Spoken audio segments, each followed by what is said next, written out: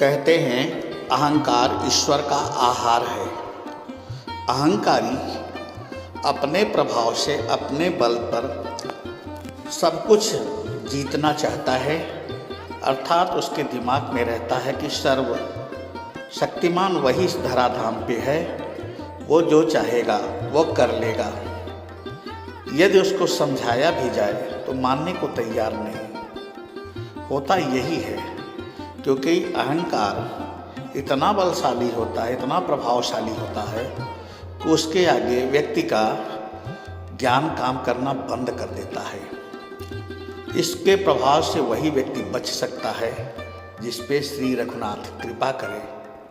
श्री रामचरितमानस में प्रसंग आता है कि जिस समय बाली को उसकी पत्नी समझा रही है तो क्या कह रहा है कि अरे उन रघुनाथ से मेरा कौन सा दुश्मनी है, वो मुझे क्यों मारेंगे, क्योंकि वो सबके हैं, सबके लिए हैं। लेकिन वो भूल जाता है कि अहंकार ईश्वर का आहार है। अहंकारी व्यक्ति जो है वो परमात्मा को भाता नहीं है, फिर भी अपने अहंकार को सामने रख करके पत्नी को समझाता है कि हे प्रिय, तुम धैर्य रखो, रघुनाथ ऐसा नहीं कर सकते, अगर करेंगे भी तो उनकी बड़ी कृपा होगी। इस नश्वर देह को लेकर के मैं क्या करूँगा।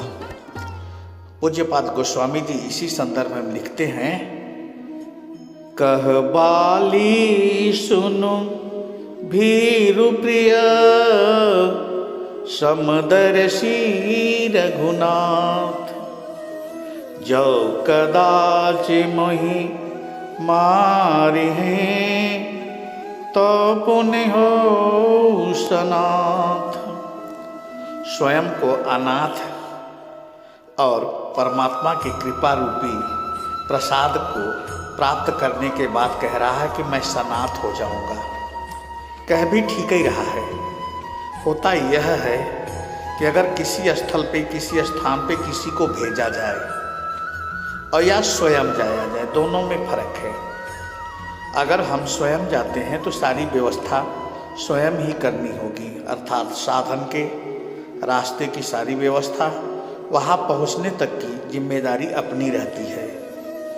ठीक इसके उल्टे यदि कोई मुझे भेजे तो सारी जिम्मेदारी उसकी। तो वो कह रहा है कि जो कदाच मोहि मारी हैं, अगर मुझे मार ही देंगे, इस धराधाम से भेज ही देंगे, शरीर से अलग कर देंगे, तो जिम्मेदारी उनकी, इसलिए भयभीत होने की ज़रूरत नहीं है। और आगे उसने कहा भी क्या, बाण लगने के बाद से बाकी बातों के बाद मध्य में उसने कहा भी क्या, मैं बैरी सुग्रीव पियारा, अवगुण कवन नाथ मोहि मारा। नाथ शब्द से परमात्मा से नाता जोड़ लेता है। अहंकारी का स्वभाव होता है जब तक उसका बस चले वह अपने में मदमस्त, अन्यथा शरणागति होने में, झुकने में उसको देर नहीं लगती है। तो कहने का तात्पर्य यह कि अहंकारी जीवन में ना मिले ही तो अच्छा।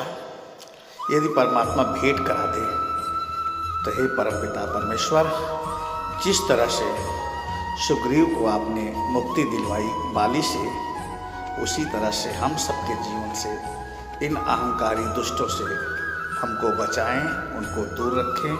आपकी अति कृपा। इन्हीं के साथ आज को कथा को विश्राम।